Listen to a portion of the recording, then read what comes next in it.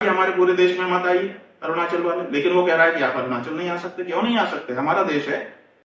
नमस्कार साथियों, देश के अंदर रह रह करके गौ हत्या और गौ तस्करी का मुद्दा उठता रहता है। ऐसे में शंकराचार्य अविमुक्तेशानंद इस समय पूरे भारत की यात्रा पे निकले हुए हैं। गौ ध्वज स्थापना भारत यात्रा वो कर रहे हैं और इसी यात्रा के दौरान वो नागालैंड और अरुणाचल भी जाते हैं। लेकिन आखिर क्या कारण है कि इन दोनों राज्यों में उनको घुसने नहीं दिया जाता है और उनको एयरपोर्ट पे ही रोक दिया जाता है? भारत का हर हिंदू ये चाहता होगा कि जिस तरीके से देश के अंदर गो हत्या और गो तस्करी का मामला उठते रहता है, तो सरकार को कोई कड़ा कानून बना करके इस पे अंकुश लगाना चाहिए। शंकराचार्य का यही मांग भी है कि गो माता को जो है राष्ट्र माता घोषित कर दिया जाए और एक कड़ा कानून जो है देश के अंदर लाया जाए। जो लोग गो हत्या करते हैं या गो तस्करी में पकड़े जाते हैं, तो कड़ा कानून बना करके उनके लिए सज़ा का जो है प्रावधान किया जाए।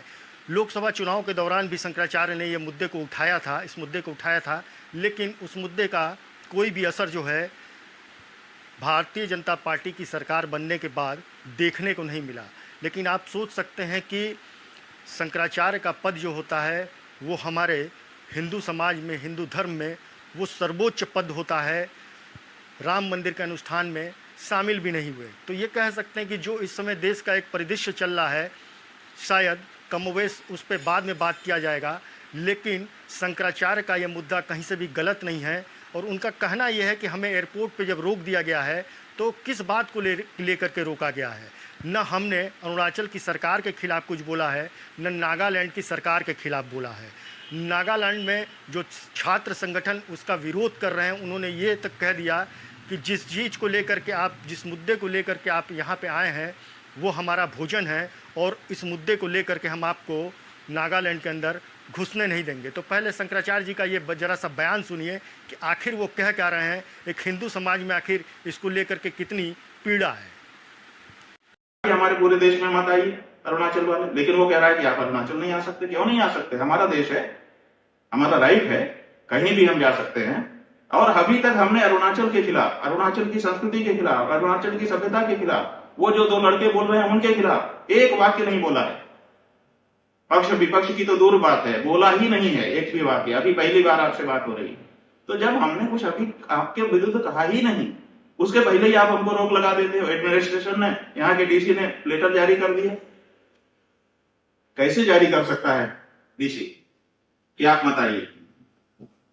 हम जब कुछ बोले ही नहीं है, हमारा एक वक्तव्य दिखाइए, एक लेटर दिखाइए कि मैं अरुणाचल के विरुद्ध बोल रहा हूं या उस व्यक्ति के विरुद्ध बोल रहा हूं, यहाँ के इंडिजिनियस जो भी मूल निवासी है उनके विरुद्ध बोल रहा हूं। कोई वाक्य आपको दिखा दीजिए। आप नहीं दिखा पाएंगे क्योंकि हमने बोला ही नहीं।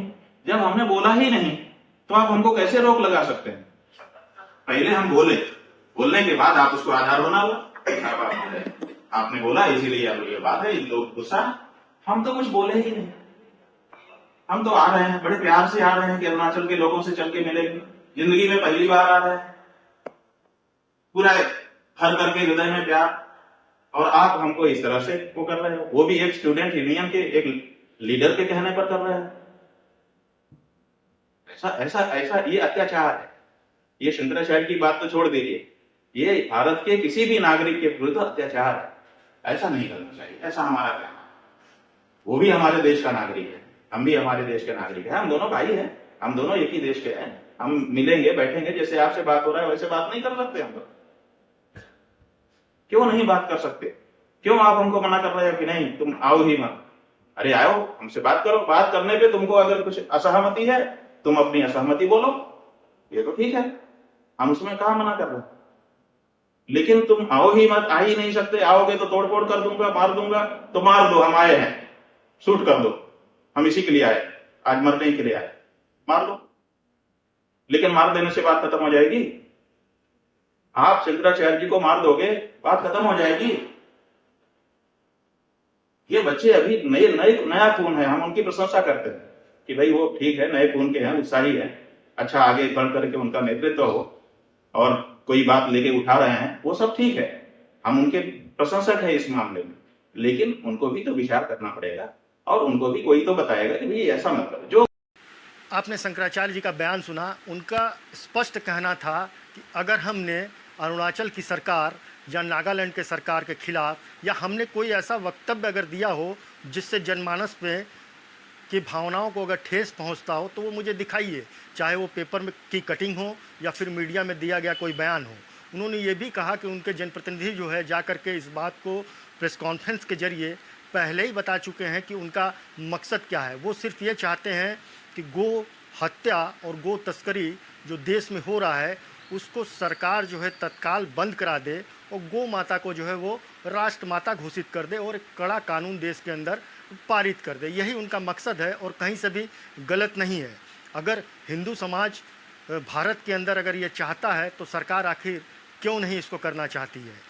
और नागालैंड में जिस तरीके से शंकराचार्य का विरोध हुआ, ये कहीं से न कहीं ये दर्शाता है कि सरकार शायद नहीं चाहती है कि उन छात्र संगठनों से जो है वो दो हाथ करे या कोई कड़ी कार्रवाई उन संगठनों के खिलाफ करे जो ये कहते हैं कि आप जिस मुद्दे को लेकर के आए हैं ये हमारा भोज्य है और हम इस मुद्दे को लेकर के आपको अपने राज्य में एंट्री नहीं करने देंगे।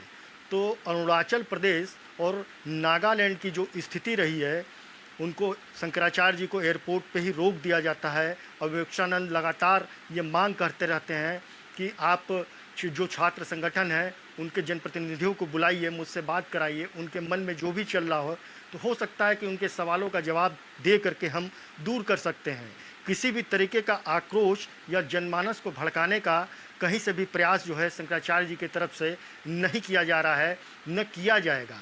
एक जो धर्मगुरु होता है वो चाहता है कि समाज में एक अच्छा सामंजस्य कैसे बने और गौ माता को लेकर के हमारे धर्म पुराणों में भी तमाम बातें लिखी हुई हैं।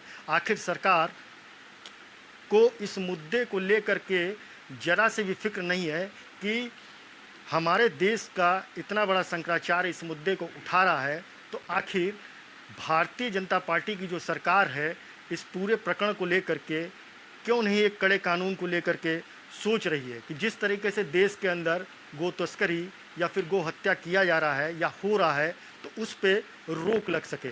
तो हिंदू समाज की ओर से तो ये लगता है कि ये प्रकरण कहीं से भी जो है शंकराचार्य जी की तरफ से जो उठाया जा रहा है, अविमुक्तानंद की तरफ से जो उठाया जा रहा है वो कहीं से भी गलत नहीं है। तो साथियों, अगर लगता है कि ये मुद्दा गलत नहीं है तो कमेंट बॉक्स में आकर के आप इसको ज़रूर बताइएगा कि इस प्रकरण पे आखिर होना क्या चाहिए। और हमारा वीडियो अगर आपको पसंद आया हो तो इसको लाइक करिएगा, शेयर करिएगा और चैनल को सब्सक्राइब भी करिएगा। नमस्कार साथियों।